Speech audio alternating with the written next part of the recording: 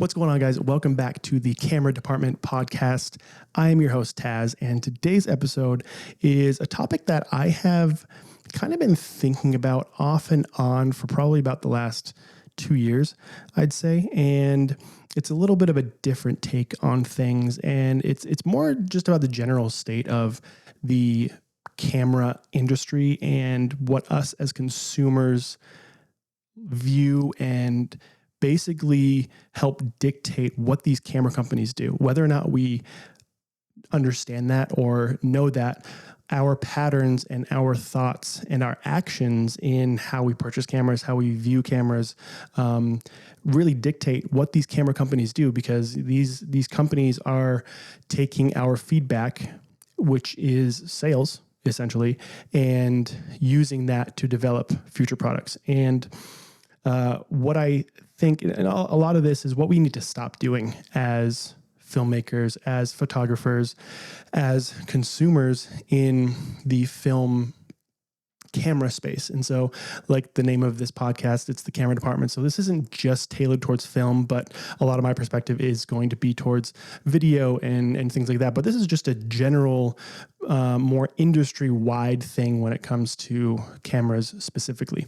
And I'm going to, I guess, coin this. It's probably not coined, but I'm going to use the term the iPhone effect. And to just give some context into what I'm going to talk about is, if you think back to before the iPhone came out, and I'm 35, so I pretty much saw everything from the inception of the first cell phone, which was like a Nokia, the brick, where you could only play Snake on the phone, all the way up to where we are now with these super advanced smartphones that you can do everything on. And so if you think back to before the iPhone came out, phone companies weren't coming out with a new phone every single year. It was maybe a couple years, you'd get a phone, you'd have it, and then you'd use it for an extended period of time. And that's just how the world worked. And then when you go to 2008, when the first iPhone was announced, you start seeing a new iPhone almost every single year. And that has trained us to expect something new and something advanced and something to get that dopamine hit, I suppose, every single year.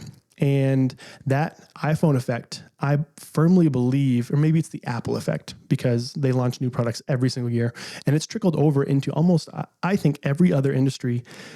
Maybe just electronics, or it could be other things, but I'm translating that to the camera space. And so Apple, I'm gonna blame Apple for this.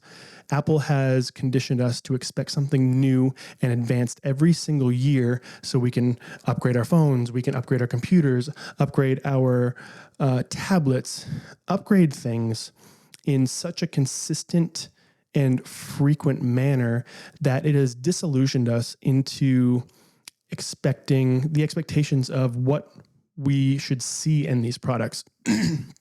So what I think we really need to be cognizant of in the camera specifically in the camera world is understanding that it takes a long time for there to be big leaps in camera tech.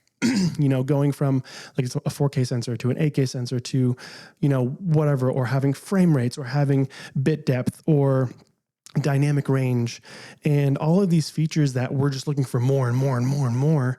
And then when camera companies come out with a new camera the next year, just an upgrade, let's just say from I'm on a GH5. So let's just use that. Go from the GH5 to the GH6. Now, there was a pretty hefty time between that, but I do think that a lot of people who are maybe looking at Lumix and looking at the GH5, and now I'm a GH5 user, but when's the next camera coming out? There was a long period between that, which in these days is very abnormal because we're expecting something new every single year.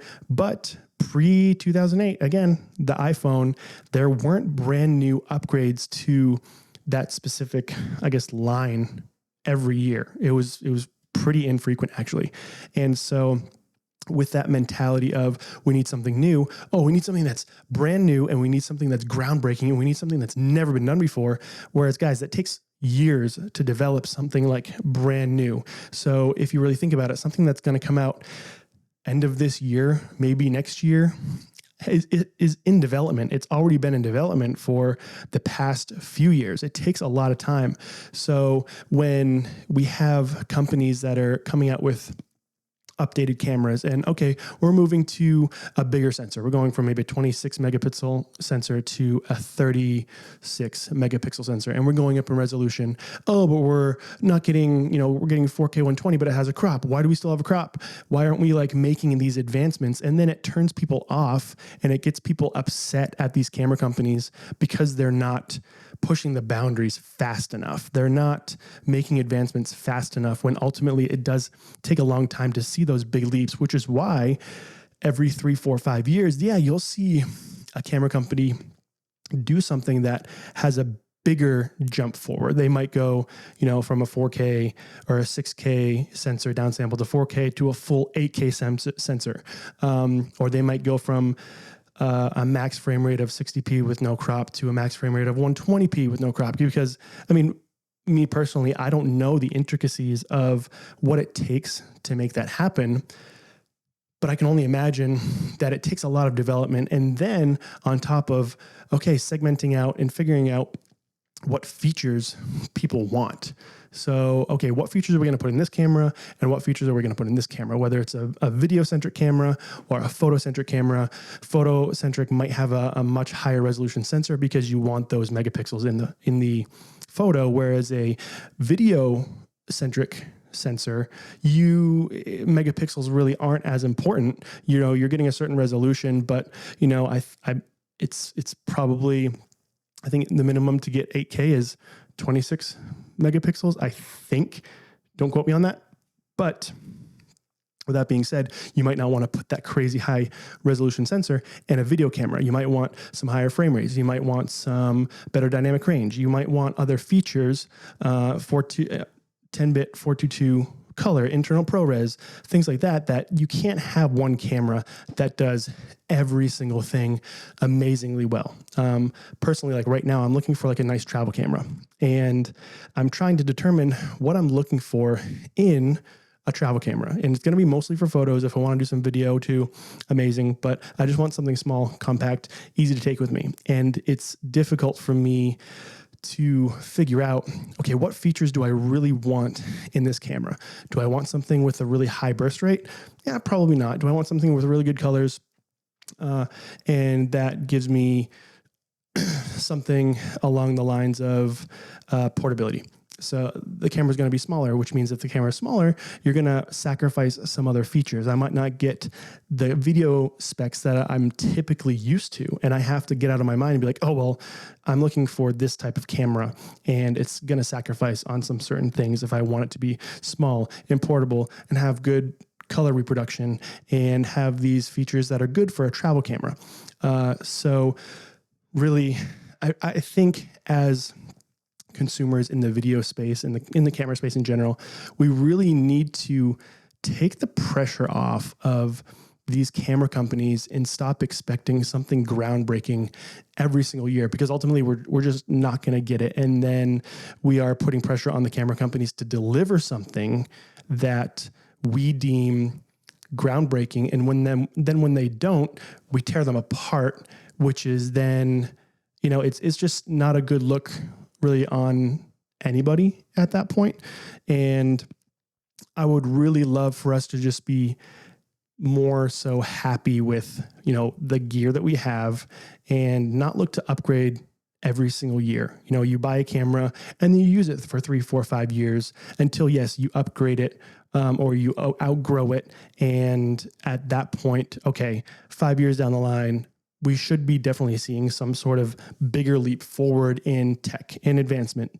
And I really don't know where we're going to see the next wave of advancement come from. I do think sensor resolution is a big thing. I think that's always going to be a big thing. But I do think that also I would love to see camera companies camera companies begin to incorporate more features, they're already starting to do that, do this type of thing that increases the speed of the creator's workflow, so they don't have to worry about the technical side of things as much, and they can more focus on being creative. So whatever speeds that up, just like something along the lines of external ProRes and recording to an SSD, that really takes the pressure off. Okay, do I have a big enough card? Am I worried about the memory cost? An SSD is vastly less expensive than, let's just say, a CF Express Type B card for the same amount of storage. And so that kind of takes the pressure off of financially investing in something, but you're still getting the same quality. Things that just help streamline the creative process and take pressure off of other areas of the creation process. Like I just mentioned, finances. It's always something, and that kind of goes back to what I was mentioning before. We're also expecting these cameras to make a huge leap forward every single year, which is completely, it's not attainable to see these leaps year after year after year after year. And on top of that, we want it to be cheap. So it's this crazy thing that I've noticed more and more over the last few years. And, I've mentioned it here and there, but I would really love for us as a community to just relax on our expectations and stop expecting these companies to make these massive jumps forward in their tech and their features, and just be happy, honestly, with what we have, because what we have, every camera company is doing really, really well. There's really not any company that is lagging behind a ton. You can go with Panasonic, Sony, Canon, Nikon. You can go with like whatever tier camera that you're looking at, whether you're looking at $1,000 camera, $2,000, $3,000, $4,000, $5,000 camera, whatever price point you're at, each of these companies, you really can't go wrong. And I think a lot of it just comes down to preference at that point. So some people love a specific color from a specific brand. Some people really love low light performance, let's just say in Panasonic, because they have the dual native ISO. Some people really love the autofocus. Some people really need the autofocus that Sony provides. Some people really love the features that Canon provides. And so some people, and then on the other side of things, some people have just been using specific camera brands for so long that they just stay with that brand until something comes along and disrupts that and makes them switch brands. But I guess the main takeaway point of this episode is that us as creators, we need to remember that we dictate what these camera companies do. And I don't think we're going to see a slowdown in what camera companies put out, just because they're now conditioned to try and put something out every year, year and a half, maybe 2 years, and upgrade whatever line it is. So like Panasonic has the S5 line. We have the S5 II. They're going to want an S5 III, and then people are wanting something else. And same thing with Sony. They have the A7. I think they're at the A7 V now. A7 VI, A7, like all these. They just want something to satisfy that craving of something new. And ultimately, we just need to just chill out. I think that's what it comes down to, is just chilling out, buy something that you enjoy, and go into it with the thought of, okay, is this thing that I'm purchasing, is this thing that I'm investing in going to last me the next 5 to 6 years? And am I going to have to upgrade? And two, can you afford it? Because obviously, if you want to go with a $5,000 camera, yeah, that's going to last you probably the next 5 years at least, hopefully longer, until the tech takes another leap forward and you need to assess your situation and figure out if it's right for you to upgrade.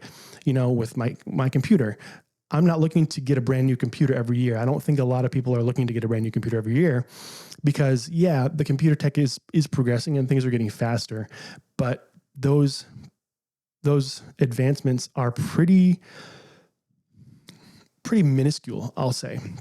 Now, I will say with the M series chips that Apple is putting in their computers now, yeah, that was a huge leap forward from the Intel chips. But if you noticed, up to that point of that transition into the M1 chip, I think it was, they were using Intel chips, and let's just say the benchmark speeds, they weren't increasing a ton.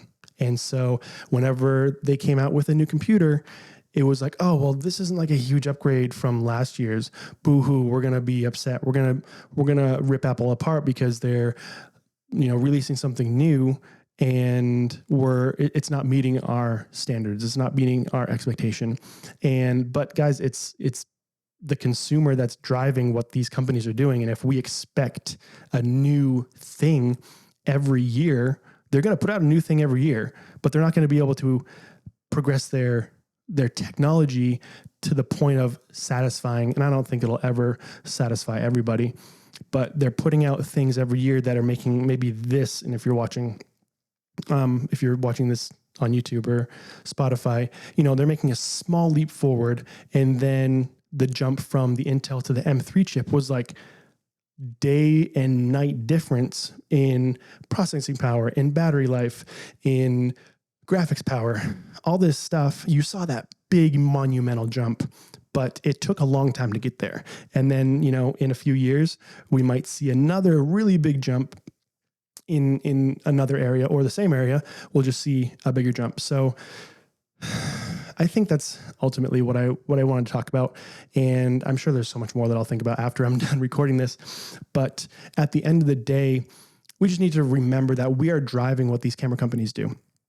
And like I said, I don't think they're going to ever not put out products every year, or maybe every 2 years.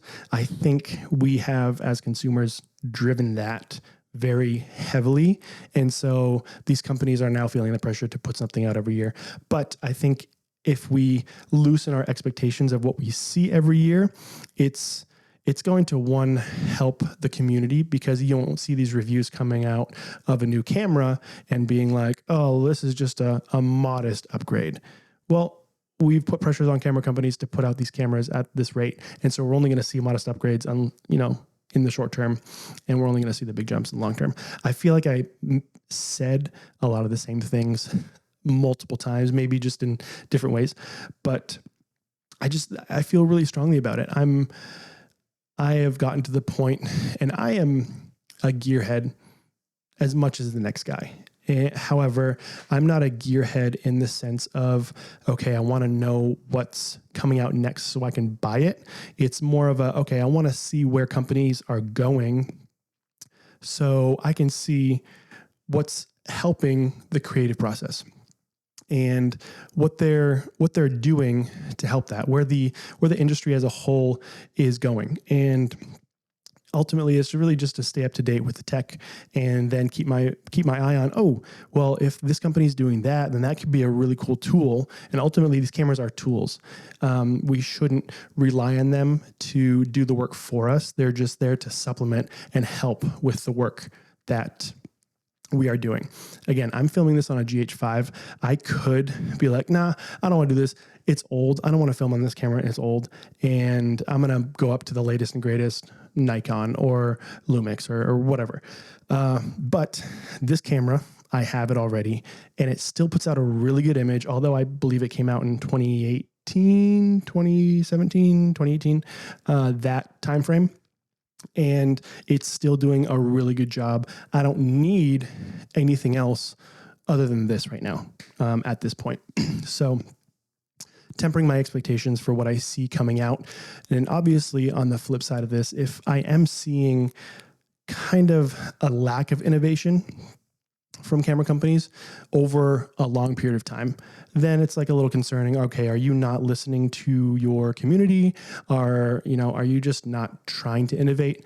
A big thing for me with Lumix, because as I mentioned in the previous podcast episodes, I've used Lumix for a long time, and I really, really love Panasonic. And their biggest downfall was their autofocus, but they've recently made the transition from a contrast detect autofocus system, which is historically slower, it's less reliable, it's not as clean looking, to a phase detect. Now that was a huge jump for Panasonic, and that was like a big innovation. Finally, they've made that move, and it's going to take their cameras up to that, I think, that next level. It's because they've always kind of played, I'm going off on a little tangent here, but I feel like Panasonic has always played on a quote unquote lower level than maybe Sony or Canon and even Nikon now, simply because of their autofocus. You know, they were infamous, and I'm saying infamous.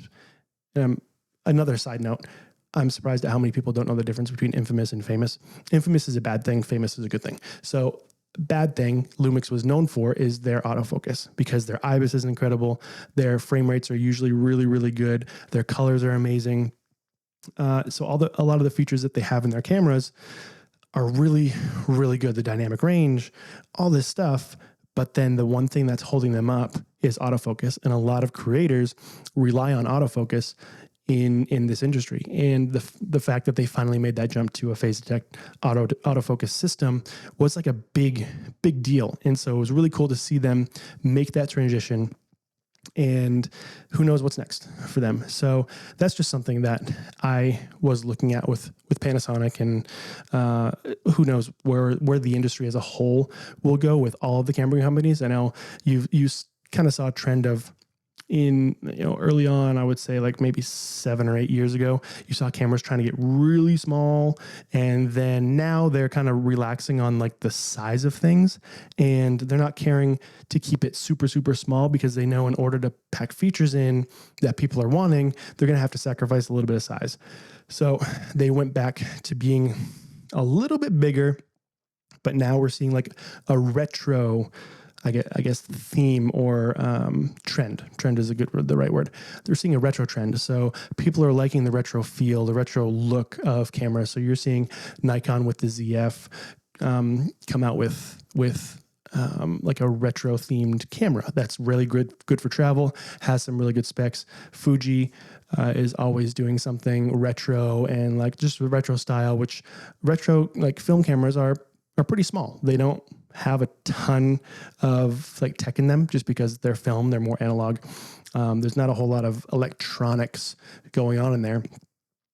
But with that said, they're going back to, like, I guess a small sector of the industry is going to like a smaller handheld travel size camera, but obviously you're gonna have to scale back on features. So all that to say, I think it's really interesting to see where the industry goes over time. And I'm excited to see what happens in the future. But I think that'll do it for this episode. I had this thought, like I said, I've had this thought over the past few years, and I have this platform now. And so why not talk about it? Why not get it out there?